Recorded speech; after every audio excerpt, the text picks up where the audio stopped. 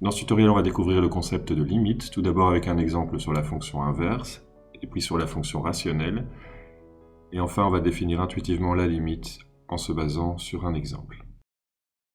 Voici le graphe de la fonction f, qui est la fonction inverse. Elle a pour expression analytique 1 sur x. On peut calculer la fonction pour tous les réels sauf 0, donc le domaine de la fonction est R0. On voit qu'on peut calculer la fonction pour des valeurs de x aussi proches que l'on veut de 0, que ce soit par les négatifs ou par les positifs, mais pas en 0. On peut constater aussi que la valeur de la fonction tend vers moins l'infini lorsque la fonction s'approche de 0 par les nombres négatifs. On peut voir aussi que la fonction est de plus en plus grande lorsqu'on s'approche de 0 par les nombres positifs. On dira que la fonction tend vers l'infini lorsqu'on s'approche de 0.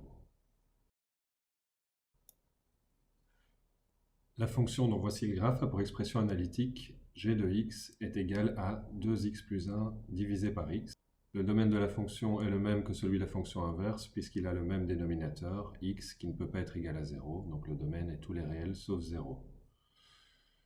De la même façon que pour la fonction 1 sur x, on se rend compte qu'on peut calculer la fonction pour n'importe quel nombre très proche de 0, mais qu'on n'aura jamais une valeur en 0. Et de la même façon, par les négatifs, on peut s'approcher aussi près que l'on veut de 0, mais en 0, on ne pourra pas calculer la valeur de la fonction.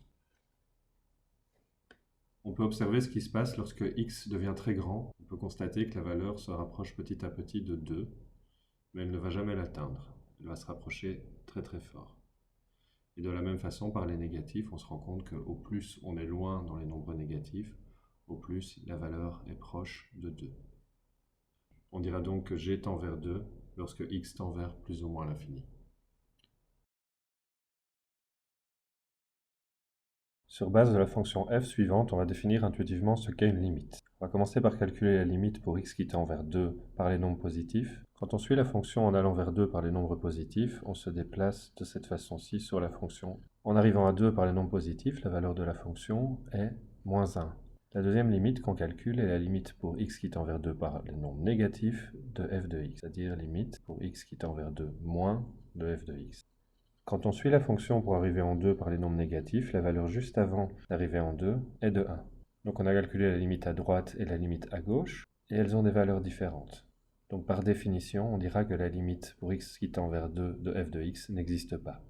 Calculons maintenant la limite pour x qui tend vers moins 2 par les positifs, c'est-à-dire par la droite, de la fonction f. Quand on suit la fonction f jusqu'en moins 2, on arrive à une hauteur de 1, donc la valeur de la limite pour x qui tend vers moins 2 par les nombres positifs est de 1. Ensuite, on nous demande de calculer la limite pour x qui tend vers moins 2 de f de x. Donc, pour pouvoir faire ça, il faut pouvoir calculer la limite pour x qui tend vers moins 2 par les négatifs et qu'elle soit égale à la limite pour x qui tend vers moins 2 par les positifs. Donc on avait trouvé pour la limite qui tend vers moins 2 par les positifs 1. Il faudrait trouver la même chose pour que la limite en moins 2 existe. Si la limite est différente, il n'y aura pas de limite en moins 2. Si on essaie de calculer la limite à gauche de la fonction, on a un problème. On peut calculer une limite uniquement en un point du domaine, par exemple en x égale 8.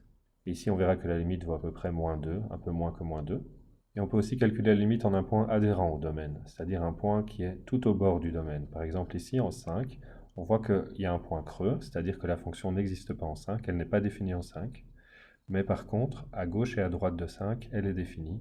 Donc on peut calculer la limite en ce point. C'est ce qu'on appelle un point adhérent au domaine. 0 est aussi un point adhérent au domaine, puisque en 0, la fonction n'existe pas, mais si on va juste à gauche ou juste à droite de 0, la fonction est définie. On va maintenant calculer la limite en moins 3. En moins 3, la fonction existe, c'est un point du domaine. Mais la fonction n'existe pas à gauche et à droite de moins 3. Donc la limite à gauche n'existe pas et la limite à droite n'existe pas. Et si la limite à gauche et à droite de moins 3 n'existe pas, on dira que la limite en moins 3 n'existe pas. En 5, on voit que la fonction n'existe pas, c'était un point adhérent au domaine. Mais si on s'approche de la fonction par la gauche ou par la droite, on voit que la valeur de la fonction se rapproche de 0. Et donc, puisque la limite à gauche et à droite est 0, la limite en 5 vaut bien 0.